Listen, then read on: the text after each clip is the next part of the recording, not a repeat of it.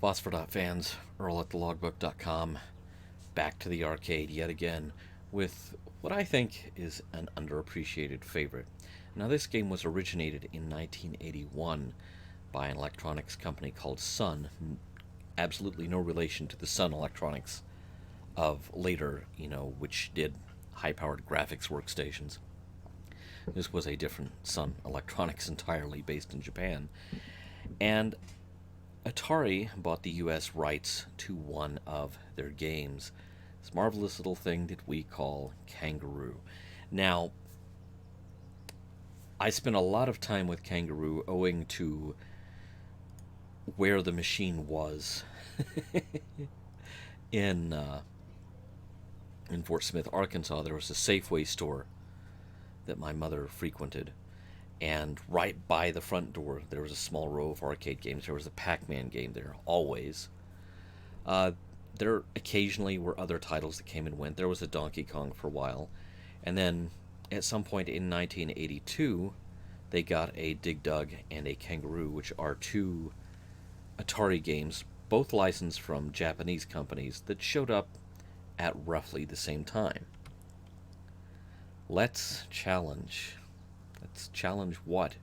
Your perceptions of what a kangaroo is supposed to do?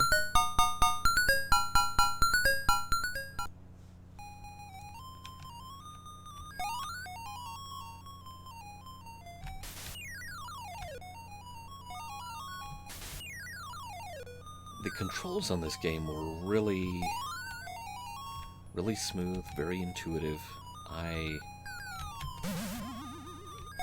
That was one thing I really enjoyed about it.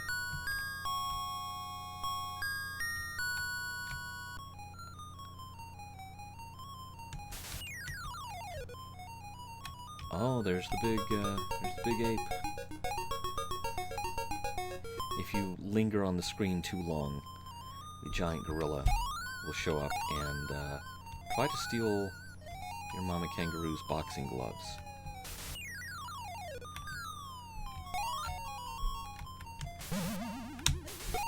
Oh! But, an apple dropped at her feet, that will kill her. There are some leaps of logic you have to make.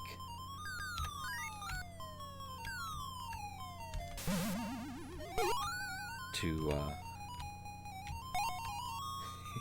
construct this game's universe in your head.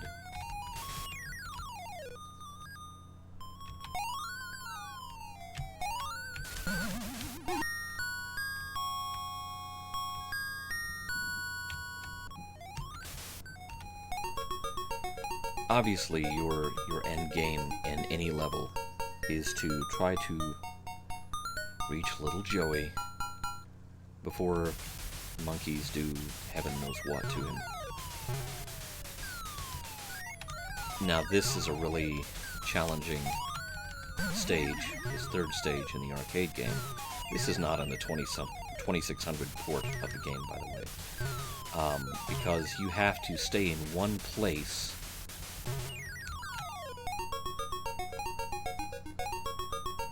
Yeah, if enough monkeys pile up on that vine, they will unleash just a ton of apples on you.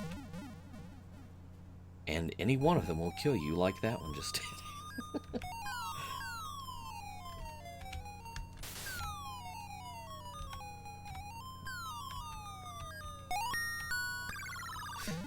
Too much of a gap. Yeah, there are some there's some weird quirks to the game, I'll admit. Like something that looks like a jumpable gap is not a jumpable gap. And yet others that you have to cross may not look jumpable, but are.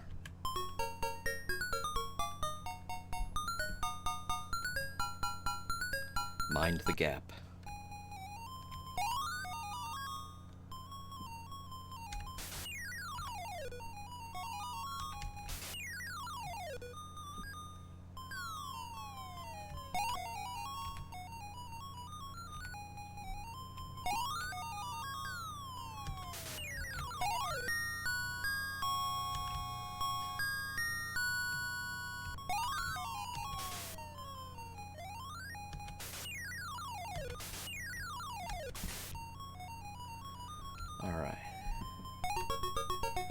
sticking around with you monkeys any longer than I have to.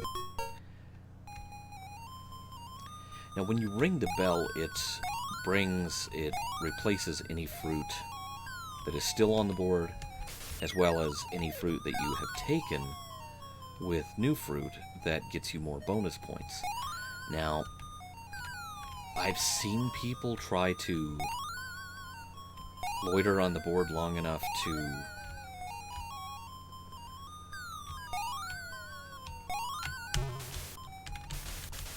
oh, that giant ape took my gloves. Oh, but now she has them back. Okay.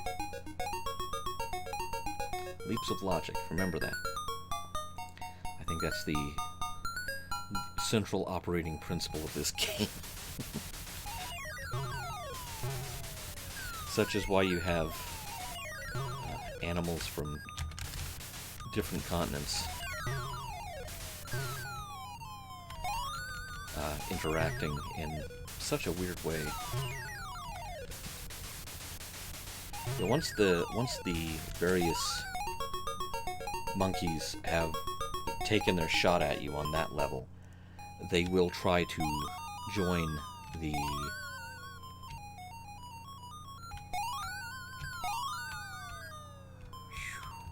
that was close. They will try to join the stack of monkeys that is keeping the kid from you.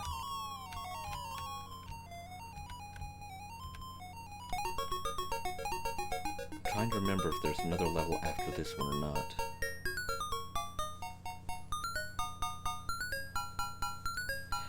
Okay, so the boards start repeating themselves, but now the physics of the apples are different.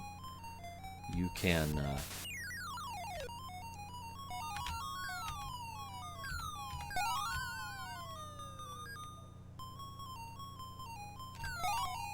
oh! You can turn around and send them back. Return to sender. Me, I would just as soon punch the monkeys and be done with it.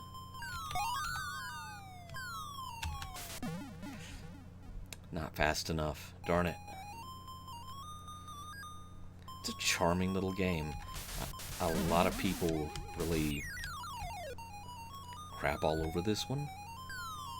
I have never fully understood.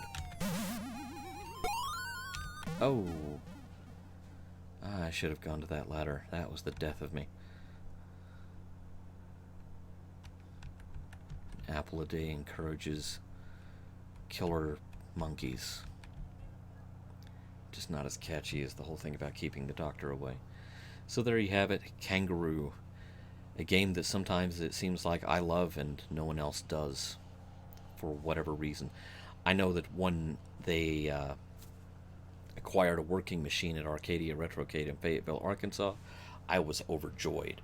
And sometimes I felt like I was the only person playing it.